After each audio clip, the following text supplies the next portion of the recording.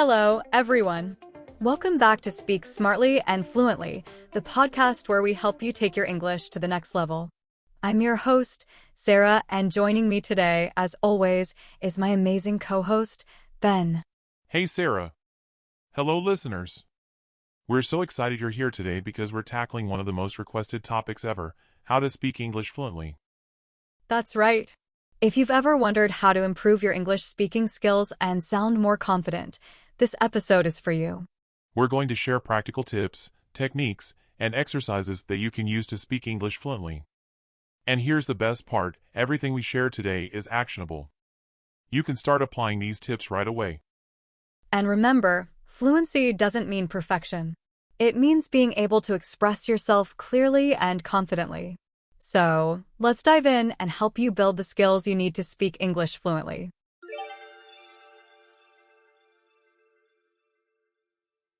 Before we get into the tips, let's start with a question. What does it really mean to be fluent in English?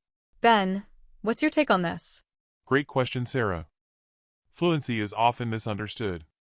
Many people think it means speaking like a native speaker, but that's not the case.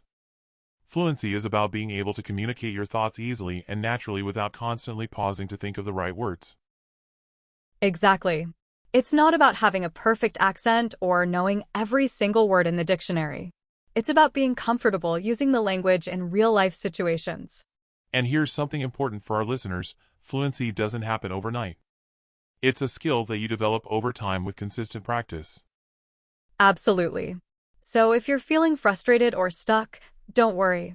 With the right strategies and mindset, you can achieve fluency.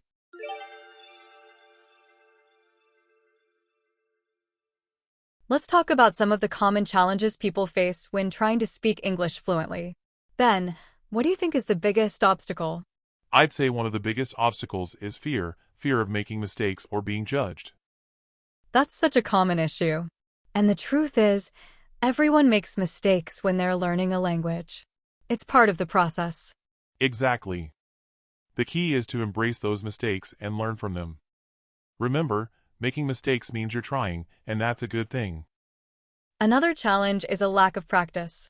Many learners focus on reading and writing but don't spend enough time practicing speaking. That's so true. Speaking is a muscle, you have to use it to strengthen it. And let's not forget about limited vocabulary. If you don't know enough words, it can be hard to express yourself. But don't worry, we'll cover strategies to expand your vocabulary later in the episode.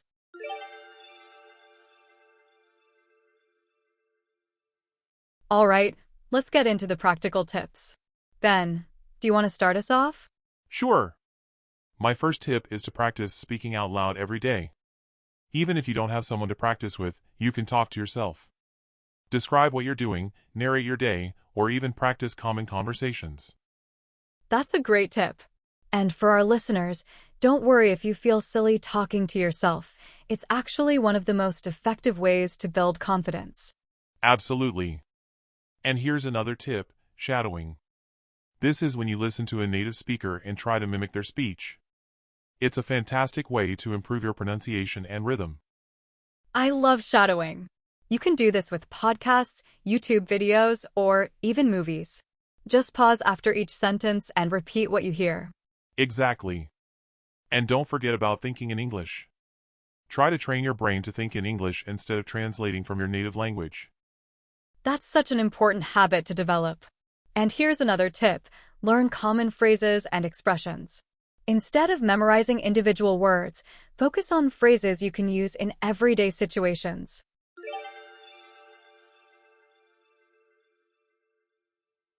Now, let's talk about confidence. Ben, what's your advice for learners who feel nervous about speaking English? My advice is to start small. Practice with people you feel comfortable with, like a friend or tutor. As you build confidence, you can gradually start speaking with others. That's great advice.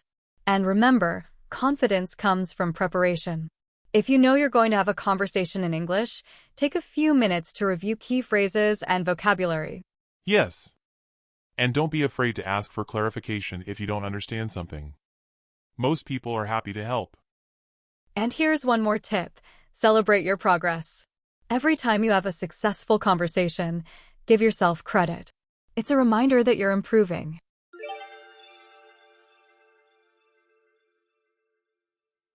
Let's shift gears and talk about vocabulary. Ben, what's your top tip for expanding your vocabulary? My top tip is to focus on high-frequency words, words you'll actually use in conversations. Yes, and one great way to do this is by learning vocabulary by topic. For example, if you're learning English for work, focus on business-related words and phrases. And don't just memorize words, learn how to use them in sentences. Context is everything. That's so true. And for our listeners, flashcards can be a great tool for learning vocabulary. Apps like Anki or Quizlet make it easy to review words regularly. And let's not forget about idioms and expressions. These can make your speech sound more natural and fluent.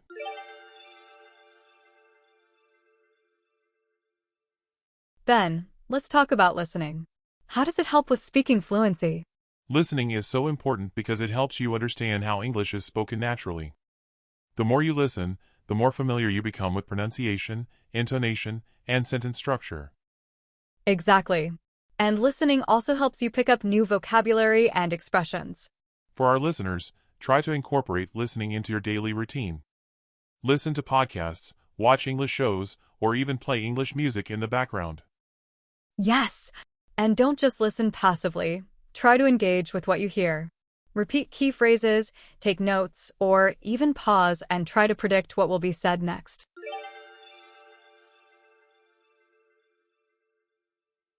Finally, let's talk about plateaus.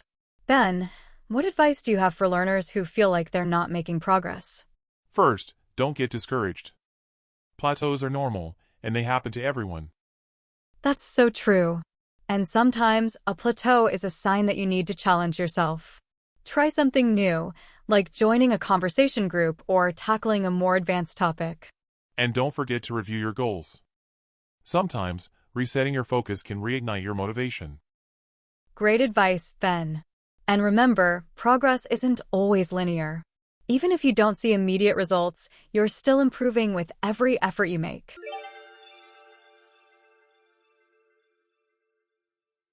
Thanks for joining us on this episode of Speak Smartly and Fluently.